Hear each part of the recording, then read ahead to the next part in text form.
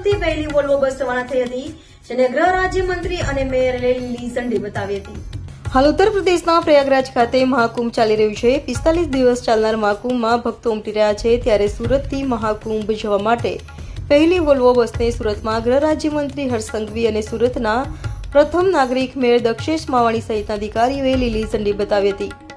ઢોલ નગારાના તાલે મુસાફરોનું સ્વાગત કરાયું હતું. તો વોલ્વો બસમાં મહાકુંભ જઈ રહેલા લોકોએ સરકારનો આભાર વ્યક્ત કર્યો હતો. લોકોએ કહ્યું, અમે કુંભ જવાની આશા છોડી દીધી હતી, પરંતુ સરકારની આ જાહેરાતે અમને ખુશી આપી છે. મુસાફરોએ ગરબા રમી ખુશી વ્યક્ત કરી હતી. તો આગામી દિવસોમાં તમામ શહેરોમાંથી વધુ વોલ્વો બસ શરૂ કરવામાં આવશે તેમ પણ જણાવાયું. ગુજરાતના આપણા મુખ્યમંત્રી શ્રી ભૂપેન્દ્રભાઈ પટેલે આપ સૌ માટે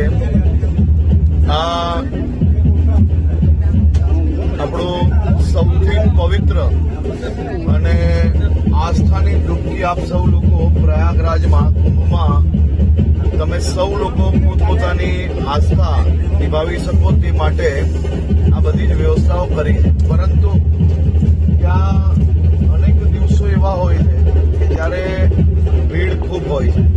એટલે મારી આપ સૌને વિનંતી છે કે જે કંઈ પ્રશાસન દ્વારા આજે માહિતી આપવામાં આવે એ માહિતીનું સંપૂર્ણ રીતે પાલન આપણે લોકોએ કરવું જોઈએ, જેથી કોઈ બી પ્રકારની બીજી તકલીફ પડે નહીં. રસ્તામાં આવતી જતા 2 દિવસ તમારું રાત્રિ રોકાણ માટે રસ્તામાં વ્યવસ્થાઓ હોટલમાં કરવામાં આવી છે.